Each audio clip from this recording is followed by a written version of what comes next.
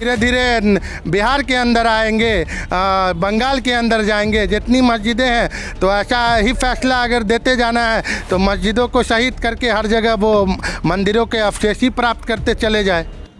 अभी हम सत्ता में हैं, हम शासन में हैं, तो जो हमारा मन होगा वो करेंगे और मुसलमानों को जितना सताने का होगा वो सताएंगे। मगर ये याद रखो, राजतंत्र आप देख लीजिएगा, आने वाले समय में कोई पार्टी नहीं बचेगी, एक पार्टी ही बचेगी और वो सिर्फ और सिर्फ आरएसएस बचेगी। बीजेपी भी नहीं बचेगी, सिर्फ और सिर्फ आरएसएस बचेगी और उसी का लॉ चलेगा और ये राजतंत्र बन के रहेगा। तो ये जो मामला ज्ञान वाफी मस्जिद का या काशी मथुरा का जो मामला है शाही ईदगाह का, वो तो कोर्ट में जाना ही नहीं चाहिए, क्योंकि वर्शिप एक्ट ही कहता है कि बाबरी मस्जिद के बाद कोई भी केस जो रिलीजियस होगा, धार्मिक मुद्दों से जुड़ा होगा, उसकी कोई भी सुनवाई कोर्ट नहीं करेगा। तो फिर किस आधार पे कोर्ट एक तरफा सुनवाई कर? आरएसएस जो है उसकी जो नींव पड़ी नागपुर के अंदर, तो सबसे पहले प्रशिक्षण जो दिया जाता था तो लाठी चलाने से पहले, तलवार चलाने से पहले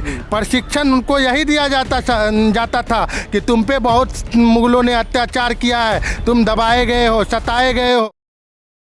2014 के बाद से जब भी बीजेपी शासन में आई है, चाहे वो न्यायपालिका हो, पत्रकारिता जगत हो, न्याय का स्तंभ कोई भी हो, वो कठपुतली बनकर रह गया है, सरकार की कठपुतली बनकर रह गया है और एक तरफा फैसले आप एक लाइन से देखते चले जाएंगे।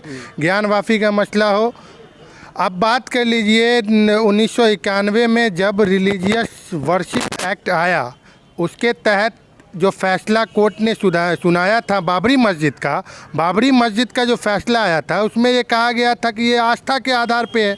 तो आस्था तो हमारा बाबरी मस्जिद से जुड़ा हुआ था, हम नमाज़ पढ़ रहे थे। मूर्ख लोग कहते हैं कि बाबर की निशानी थी इसलिए उसको शहीद किया गया, मगर ये बाबर की निशानी तो नहीं थी, मीर तकी मीर ने उस मस्जिद को बनवाया था। तो जो भी फैसला कोर्ट का आएगा वो तो सम्मान होगा, क्योंकि हम लोग न्यायपालिका में विश्वास रखने वाले लोग हैं। मगर ये जो स्ट्रैटेजी है सरकार की, आरएसएस की, बीजेपी की, वो सोची समझी साजिश है। जब भी इलेक्शन नज़दीक आएगा, चुनाव का डेट नज़दीक आता जाएगा, तो ऐसे ही हिंदू मुस्लिम का मुद्दा उछाल करके, मंदिर मस्जिद का मुद्दा उछाल करके और उस पर वो वोट लेने का काम करते हैं। मगर जो अमन पसंद लोग हैं वो चाहेंगे ही कि भाईचारगी जो है वो बची रहे। भाईचारगी से कोई भी समझौता नहीं हो सकता है। देश की सरकार का जो पूरी तरह से अदालतों पे कब्जा है, न्यायाधीशों पे कब्जा है, इसलिए एक तरफा फैसला हमेशा आता रहा है और एक तरफा फैसला आता ही रहेगा। मुझे तो अंदेशा है कि ये जो रैलियां निकल रही हैं, फिर से वो 6 दिसंबर वाली कहानी ये लोग दोहराने की कोशिश करेंगे। कार सेवकों ने जो किया था वही फिर से ये लोग कोशिश करेंगे। इसलिए हुकूमत से तो कोई उम्मीद लगा ही नहीं सकते। कहा गया है कि जिसकी लाठी उसका भैंस, और अभी की जो सरकार है निरंकुश है, वो किसी मुद्दे पे बात ही नहीं करेगी। सिर्फ और सिर्फ मुसलमानों को दबाने की, कुचलने की जितनी बेइंतहा कोशिश होनी चाहिए, सारी कोशिशें वो करेंगे। मगर मैं कह देना चाहता हूँ कि हक परस्ती को मानने वाले हम लोग हैं, हक परस्ती पे चलने वाले लोग हैं।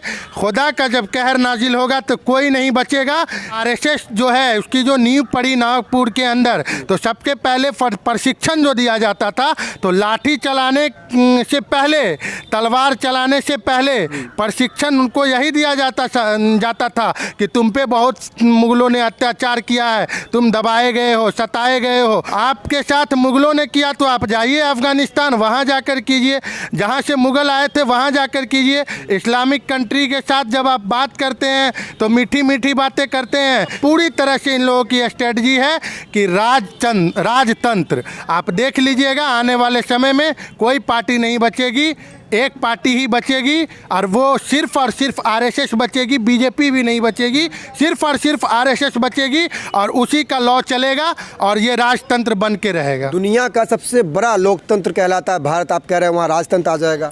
पूरी तरह दुनिया का सबसे बड़ा लोकतंत्र है, मगर जो इन लोगों की स्ट्रैटेजी है, जो इन लोगों के मैनिफेस्टो में शामिल है, जिस तरफ देश को ढकेल रहे हैं, लोकतंत्र की बात होती कहाँ है देश के अंदर में?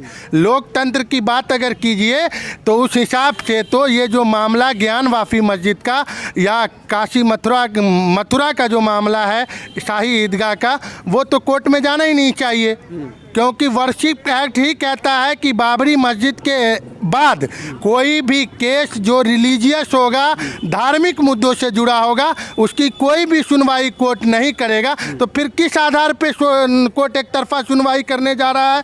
एक तरफ से मुसलमानों की याचिका को खारिज किया जा रहा है और दूसरे धर्म विशेष के लोगों को और सरकार के दबाव में हो या जैसे भी हो एक तरफा फैसला लेने की कार्रवाई की जा रही है। लोकतंत्र का मतलब होता है जनता का, जनता के द्वारा और जनता के लिए शासन। आज देश में जनता के लिए क्या हो रहा है? कुछ नहीं हो रहा है। भुखमरी चरम सीमा पे है, बेरोजगारी चरम सीमा पे है, संविधान पे कुठाराघात हो रहा है, संविधान को माना ही नहीं जा रहा है। किस लोकतंत्र की बात कर रहे हैं? लोकतंत्र बचा ही कहाँ है? संविधान के तहत काम हो ही कहाँ रहा है? जितनी भी न्यायपालिका हो, पत्रकारिता हो, गोदी मीडिया या जितने भी लोग हैं, सारे लोग सिर्फ और सिर्फ आरएसएस की गुलामी में लगे हैं, आरएसएस के गुलाम बनकर रह गए हैं। जब तक वो गुलामी से नहीं निकलेंगे तब तक भारत में लोकतंत्र नहीं बचेगा। जो भी जिंदा बचा है वो अमन पसंद लोगों के कारण थोड़ा बहुत जिंदा बचा है, वो भी एक न एक दिन दम तोड़ देगा। आरएसएस वाले लोगों के दिमाग में ये घुसा रहे हैं कि वाकई बाबरी के नीचे मंदिर थी, लोगों को ये कह रहे हैं वो, इसलिए लोगों को ये लगता है कि भाई जब बाबरी मस्जिद के नीचे मंदिर थी, ज्ञानवापी के नीचे भी होगी, शाही ईदगाह के नीचे भी होगी, इसका सच क्या है? बाबरी मस्जिद के नीचे तो मंदिर थी नहीं। कोर्ट ने वैसा अगर रहता तो कोर्ट का फैसला क्या आता कि इनपुट मिला है, खुदाई होती, वहाँ से मंदिर के अवशेष निकलते, जो भी अवशेष मूर्तियाँ होती हैं वो निकलती। ऐसा कुछ आया क्या? कोर्ट के फैसले में ऐसा कुछ दिखा क्या? कोर्ट ने सिर्फ बहुसंख्यक लोगों के आस्था को ध्यान में रखकर ये फैसला सुनाया था। तो आस्था की बात हुई थी ना, यहाँ पे अवशेष प्राप्त कहाँ हुए? प्रूफ कोई मिला क्या कि मस्जिद के नीचे मंदिर थी? तो ऐसा अगर करना है तो आज काशी और मथुरा की बात कर रहे हैं, धीरे धीरे बिहार के अंदर आएंगे, बंगाल के अंदर जाएंगे, जितनी मस्जिदें हैं। तो ऐसा ही फैसला अगर देते जाना है तो मस्जिदों को शहीद करके हर जगह वो मंदिरों के अवशेष ही प्राप्त करते चले जाए।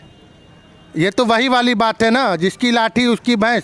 अभी हम सत्ता में हैं, हम शासन में हैं, तो जो हमारा मन होगा वो करेंगे और मुसलमानों को जितना सताने का होगा वो सताएंगे। मगर ये याद रखो, हक गोई की बात करने वाले लोग, न्याय जो है वो मिल के रहता है। ऊपर वाले का जब न्याय होता है कोई नहीं बचता है, ऊपर वाले के जब डंडा चलेगा तो कोई नहीं बचेगा। अभी तुम्हारी लाठी है, तुम्हारी भैंस है, जैसे चराना है भैंस को चरा लो।